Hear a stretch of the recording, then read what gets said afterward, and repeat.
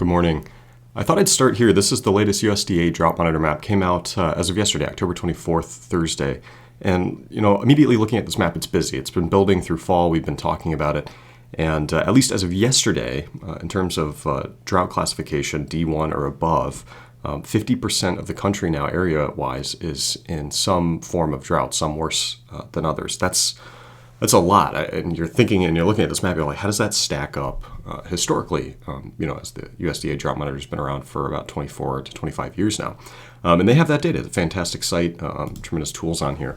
And you can actually, kind of transpose the map into, the time dimension here and look at those statistics. So if we look, all the way to the end or the right side of this map, which is current day, we can see D1 to D4. If I were to take this all the way to the end, it's kind of hard with your mouse, but you can see it's at 50%. Way down there in the bottom right corner there.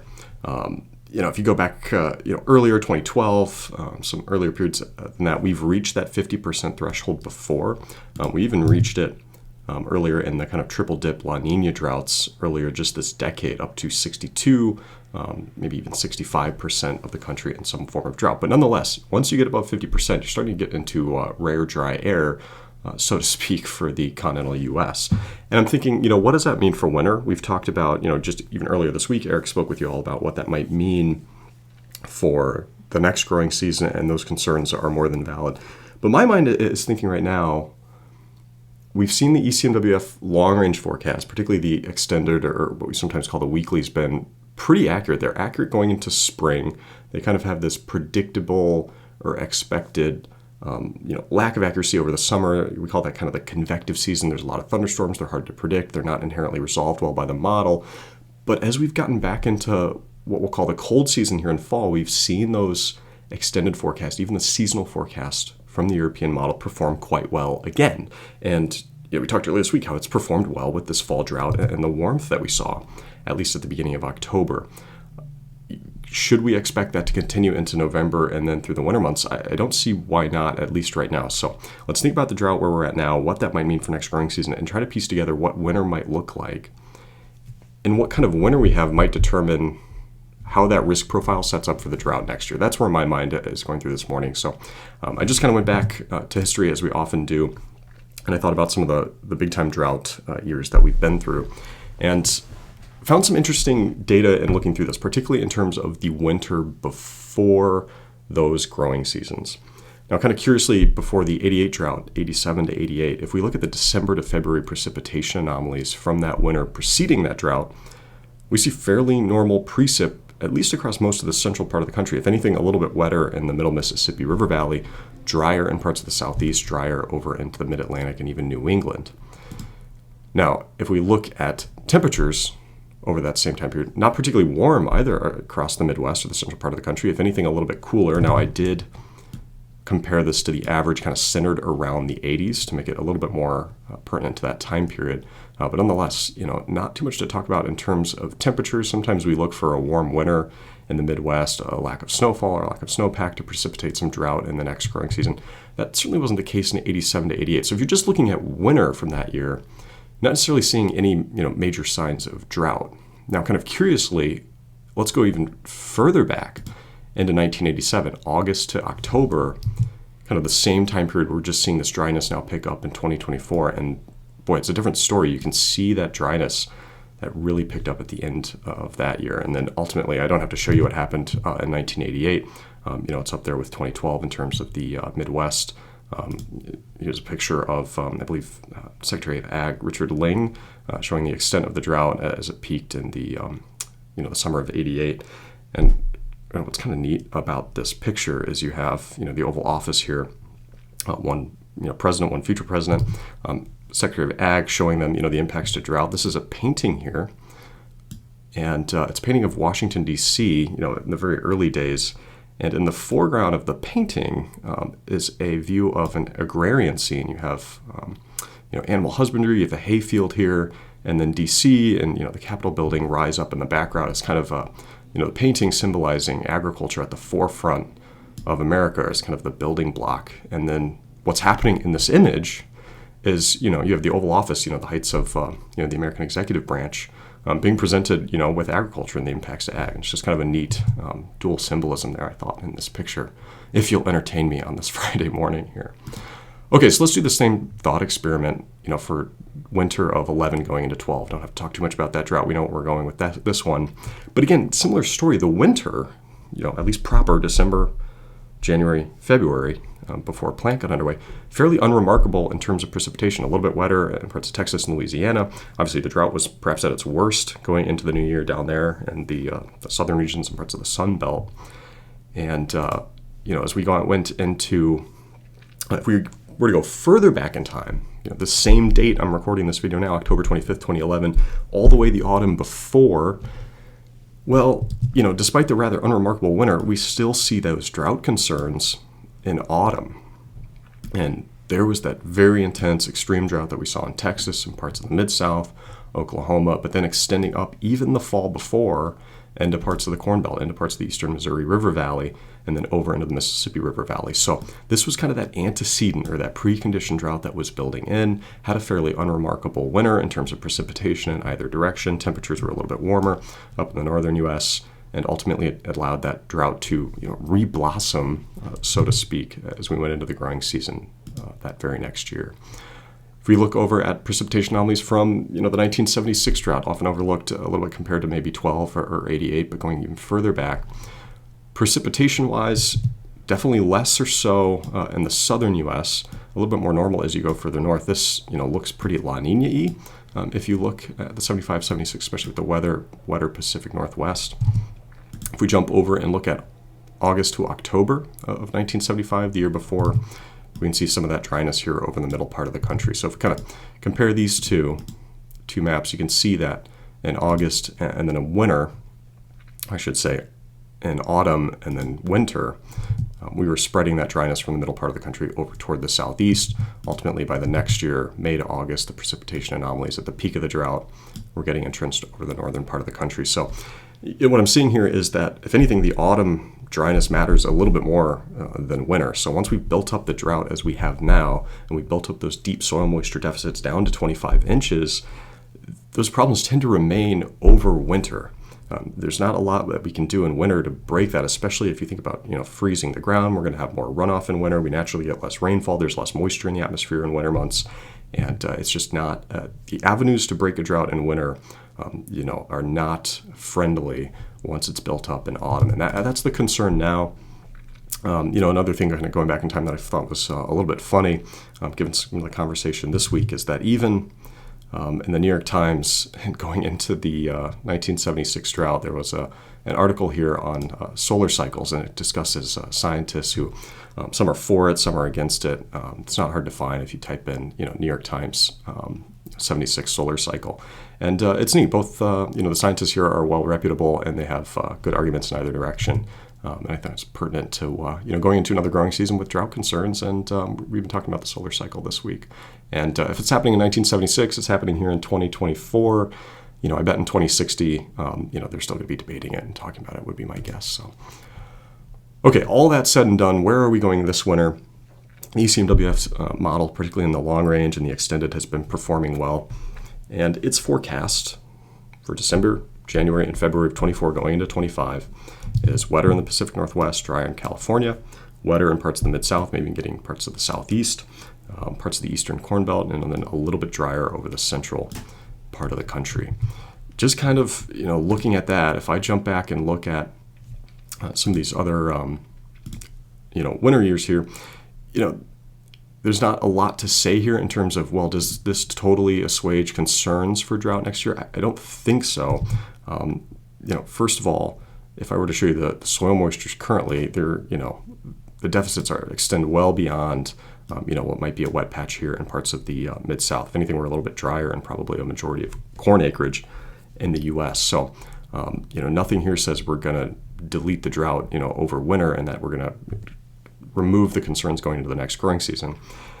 It also looks, pretty La Nina, which is the expectation, I think, this winter, and if that holds going into the next year, is going to increase drought concerns as well. So, as much as we talk about the ECMWF forecasting well, I think it matters more what we're going to see over the next 30 days while we're still opening up some troughs in the west, while we still have quite a bit more atmospheric moisture, And that's my focus now going into November. How much moisture can we get out of this pattern change that we've talked about?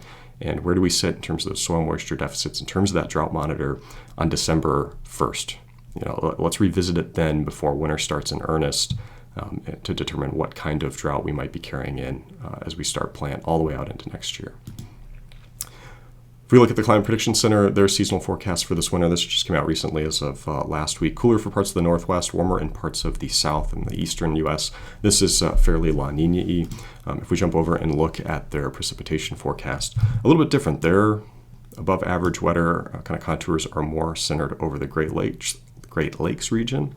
Across the south, drier. This is kind of a La Nina pattern that we often see, especially with the Pacific Northwest, parts of the Midwest wetter, parts of the south drier here. Again, a little bit wetter here in parts of Michigan, Wisconsin, average here across the major corn and soybean growing regions, a little bit drier to the south. Not enough to delete the drought concerns. So, we really want to be thinking about what kind of rainfall we can bring in over the next kind of 30 to 45 days to start to chip away at these deep soil moisture deficits down to 25 inches. Okay, all that said and done, where are we at this morning? Well, we have rainfall this morning. I'll stop the animation here. We had this front moving through. We've had thunderstorms pop up over parts of Illinois, extending south through Missouri. If I play this, you can see these moving across the Corn Belt. Let's let that load for a second. And these are shifting as of this morning into parts of Indiana and across the Mississippi River Valley. And that's not going to load. If we look at the 72-hour observed precip over the last 3 days, we can see as that front's come through, we've had some, what I'd call meaningful precip over the Corn Belt in the upper Midwest here, including some over the Intermountain West, some of this falling as snow in the upper elevations further to the west. This isn't drought busting by any means. We just looked at those soil moisture deficits that were extreme and down to a deep level. But some areas here are getting up closer to an inch of rainfall in parts of northern Illinois and east of Iowa. And that is meaningful, and that is going to help chip away a little bit at certainly those lower drought classifications. If we take that forecast out into the future, let's make this valid as of this morning when I'm recording this video. So about 6 a.m. We'll just kind of step through it here. So precipitation overspreading parts of central Illinois, northern Indiana, Michigan as of this morning. If I take this forecast forward, see that reducing in coverage as we go through the day. Today on Friday, into Friday evening, perhaps picking up again Saturday, early Saturday morning in parts of the Mid-Atlantic and New England, but not too much to talk about in terms of coverage across parts of the Midwest or the Mid-South, except for some percolating light showers in parts of Arkansas, perhaps in Tennessee as well. Now, if I take this forecast a little bit further, see a high pressure starting to now dominate over parts of the Midwest. We have another system to talk about coming in across the Northwest. Double back really quick and show you the all hazards map as of this morning with the storms moving through parts of the Midwest. You can imagine not very strong with no sort of severe alerts or watches right now. Frost advisories in parts of eastern Colorado, western Kansas, and far southwest Nebraska. Frost advisories as well in the Willamette Valley of Oregon and parts of the Mid-Atlantic. Otherwise, a pretty quiet map here as of Friday morning. If we look at the current temperatures as of this morning, you can see those low temperatures now getting close to 32 degrees in parts of eastern Colorado, far southwest Nebraska prompting the frost advisories, Willamette Valley not quite close to freezing, and then the Mid-Atlantic cooling off too into the low 30s, prompting, I should say middle to low 30s, prompting the frost advisories over there. Let's switch over to the ECMWF forecast. Again, I'll make this valid as the recording of the video, so 7 a.m. here. There's that precipitation that we talked about there across the Midwest. And I do want to jump back. That wasn't loading so well earlier. Let's see if it's in now. Looks like it's not. Let's just reset it. There we go. That looks a little bit better. Thanks for bearing with me here. So there is that radar animation. Now, again, not the heaviest precipitation, but you can see some of the brighter bands there. So moving through parts of northern Illinois, eastern Iowa. This is where we got some of those heavier rainfall amounts approaching 1 inch of rainfall. We do have a little bit of a trainy action, or some of these storms moving over the same area here in parts of central Illinois and Indiana. But even over the last kind of few hours, you can see the coverage waning, and that's the expectation as it moves through the day today on Friday, that we're not going to see significant totals. Again, not drought-busting totals out of this, but some areas lucked out, and then some others at least getting some moisture down as we go into November in terms of post-harvest applications. I think there's more good news on the way if you stay tuned for the rest of the forecast here. Now, speaking of that ECMWF forecast, this is going to take us a little bit further out than that 3-kilometer NAM that I showed you just a minute ago. There's that system we talked about there. As I take this forecast forward, you can see the coverage waning as that system exits to the east. Again, perhaps some percolating showers down into the south as we go into Saturday and Sunday. If I take this forward, not too much to talk about in the eastern U.S., but if you look over the northwest on Sunday morning, there's a much more potent system now coming into parts of the Pacific Northwest, dropping perhaps an inch of rain or more in parts of the Willamette Valley. More than that, certainly in the higher elevations of Oregon and Washington, with some snow expected up in the Cascades. As that comes across, you can see that low pressure system spinning way up here in Canada. Some backside showers in parts of the Northwest, temperatures dropping here as we start the week over the western U.S. We're watching for that cold front, as we often have over October, to try to get some precipitation out of it. We can see some falling here in the upper Midwest as we go through the day Tuesday. And then ultimately, this other piece of that trough that's coming out or ejecting off of the Rockies here, producing precipitation along that front in parts of the Central Plains. As we go into Wednesday, finally Wednesday afternoon, we can see much broader coverage now all the way from Texas, you could say South Texas, all the way up through Michigan. So storms, heavy precip firing up along this front here midweek next week on Halloween, perhaps even getting into Halloween night for some people over here in parts of the middle Mississippi Valley. As we go through the evening on Halloween, October 31st, pushing now overnight into the eastern Corn Belt, parts of the Mid-South, reducing in coverage a little bit. And I'll let the forecast go a little bit further Friday into next weekend, because we might have another system to talk about. So multiple troughs now coming into the western U.S. that's opening up the flow out of the Gulf of Mexico. As we have these low pressure systems spin off, they leave these fronts here, and these fronts often can coalesce new low pressure systems. We kind of call them areas of focus, or can be areas of spin in the atmosphere. And we often see that this time of year, that some of these kind of leftover fronts can help track new low pressure systems across that area, bringing additional rainfall. If we look at the GFS over that same time period to kind of compare it to the ECMWF that I just showed you, we'll take this into Sunday and Monday. There's that system that we talked about coming into the western U.S., spinning up here now in Alberta. There's that kind of leftover front bringing that precipitation to the northern Midwest, kind of watching that area here for renewed low pressure system development as we get into midweek. And there it is. So that leftover front, that trough now pushing off the western U.S., getting heavier precipitation out into parts of the Central Plains, Iowa, into the Corn Belt here. This is on very early October 31st.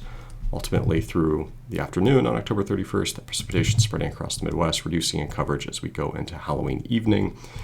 And then again, even further into the weekend, perhaps another system behind that, again, spinning up on the remnants of the one before it in terms of where that front has been laid down. So pretty favorable pattern for precipitation, at least going into the end of October, and then as we flip the calendar into November.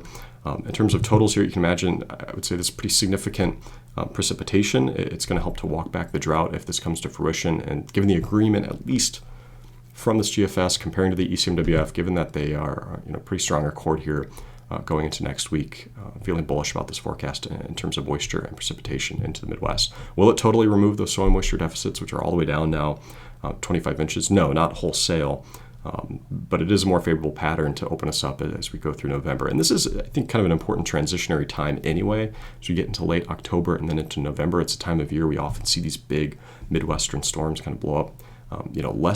Less or so spinning, through Canada, laying down these weak fronts as we saw kind of this week, and then that early one as we go into early next week. But more proper cyclogenesis or low pressure system formation off the Colorado Rockies, moving up through parts of the Corn Belt, the Central Plains. That is kind of your more big ticket, heavier precipitation. Sometimes you can get some severe thunderstorms out of those even in fall. If you just think back historically, October of 2010, I believe, right around this date, either 25th, 26th, and 27th, was the one of the deepest low pressure systems ever recorded across the upper Midwest in the U.S. And you can imagine this brought winter conditions to areas along into the north of it, and heavy precipitation with it as well. And it's ultimately a very windy event as well, as you'd imagine with any deep low pressure system. If we look at the WPC forecast for precipitation totals, this just takes us out to Halloween next week, so 7 p.m. On Halloween Central Time. And you can see decent rainfall here across parts of the Midwest. We're talking an inch, possibly more, anywhere from Wisconsin, Michigan, all the way south through Missouri into Arkansas and Texas. And I could see shortly after that kind of midweek event, or as this pushes further east, some of these totals rising even beyond that as we push toward next weekend. And then you can see with that trough digging into parts of the Pacific Northwest, some heavier precipitation out west in the Pacific Northwest. Again, this at least, is kind of La Nina-y. Heavier Midwestern precipitation as we get toward the winter months is fairly La Nina-y as well. So I think we're starting to see La Nina's influence play a little bit more with this transition that we're seeing. Jump over and look at snowfall totals. Not much to talk about here in the Midwest, so a little bit too early in the winter, or I should say the cold season until we get there. But we are looking at some additional pickups in parts of the Intermountain West in the Cascades, and they could use it. I mean, some of the deficits we were running last year, they have the Western U.S. showed that drought monitor map earlier is dealing with very similar dry conditions starting to pick up here in autumn as well. So improving the snowpack out west is always good news, I think, and we're seeing that here over the next kind of 7 to 10 days. If we look a little bit even further into the forecast, this is looking all the way out through the first week of November. So remember, when I took that forecast out to Friday and Saturday of next week, that's turning the calendar into November. And this forecast goes even beyond it from the ECMWF AIFS, which has been pretty good out into this window. And it's showing kind of a continuation of that wet pattern, at least for parts of the middle Mississippi River Valley and in through the South Texas, certainly. Potentially even parts of the Southwest. We'll see about this here. Not as confident in that right now, but regardless, a big swath of the country here finally looking a little bit more on the wetter side as we turn the page to November, with kind of curiously the Pacific Northwest shifting a little bit drier and then drier over the northern plains as well. We do have these low pressure systems spinning up over parts of the central plains. You can imagine there is going to be a wind component to this as well. If I take this forecast out into Tuesday, the 29th, and then Wednesday, you can see as that low pressure system spins up here in the middle part of the country, winds likely to pick up in parts of the central plains and the Corn Belt as well, with wind gusts up to 40, maybe even 50 miles an hour. So not too concerning right now, but if it does get a little bit stronger than forecast, could see these rise a little bit and this become more of a conversation as we go into the next work week. Haven't talked too much about temperatures with all the concern about water. As this trough comes in over the weekend into the Pacific Northwest, you can see the temperatures cooling across the west on Monday, October 28th, warming considerably, at least compared to average over parts of the central U.S., certainly parts of Iowa, Wisconsin, southeastern Minnesota, even all the way through, really kind of the eastern two-thirds of the country. You're going to feel very, early autumn, late summer-like for folks here in the middle part of the country going into Halloween. And then that system on Wednesday, remember, I'm expecting it to kind of spin up here in the middle of the plains. And that makes sense. We see along these fronts, right? You can see warm temperatures to the right of this line I'm drawing, cool temperatures to the left. And that is often an area for focus for low pressure system development. They tend to track along that. And that's the expectation for next week. So seeing it all kind of play out here, even on the temperature map, in terms of what we might see precipitation-wise. Looking a little bit beyond this, the forecast I just showed you, November 1st through the 7th, so that first week here, warmer in the eastern two-thirds of the country, cooler to the west. I mean, this, if you just showed me this, we didn't talk about anything else here today, you just showed me this, it would be kind of a bullish sign for precipitation in parts of the central U.S. because you're likely going to have some sort of trough here, bringing temperatures cooler over the western U.S., some sort of ridge here over parts of mid-Atlantic and New England. Between that, you have a pretty good flow and orientation to get Gulf moisture into the central part of the country, likely low pressure systems firing along here. So even the first week of November now looking better for precipitation with warmer conditions east of the Rockies and the Continental Divide here. I started this video talking about how the ECMWF weeklies, the extended forecast as we sometimes call it, have been performing well. Going into the cold season here, what is their prediction for November? So this is a 30-day forecast from November 1st to December 1st for precipitation anomalies. And kind of a similar story to what I just showed you through that first week of November. So wet across parts of the Midwest and extending into parts of the central and southern plains here. Curiously, we've kind of seen the signal pop up a few times now. Despite the kind of active period that we've seen in the Pacific Northwest, despite what's going to be an active kind of weekend into next week, perhaps shifting a little bit drier for folks in the Pacific Northwest going through November. I still think, all else equal, when we end winter here, this is going to be an area with better snowpack and more precipitation, but we could be seeing a little bit of a lull in that going through November. Not seeing kind of that wet signal we saw from the ECMWF AIFS here in parts of the Southwest, but nonetheless going to be looking for precipitation down here quite a bit this winter, given what's likely to be more activity toward the Pacific Northwest versus the Southwest. So an ongoing story there we're going to keep an eye on. Temperature-wise, same forecast, same time period, but looking at temperature anomalies, cooler across the west, warmer in the east. And again, that's conducive to that precipitation pattern I just showed you with troughing in the west, ridging in the east, and likely more precipitation in the middle part as those storms track along that. I believe that is my last slide. Thank you all for listening today, and Eric will talk to you all again soon on Monday.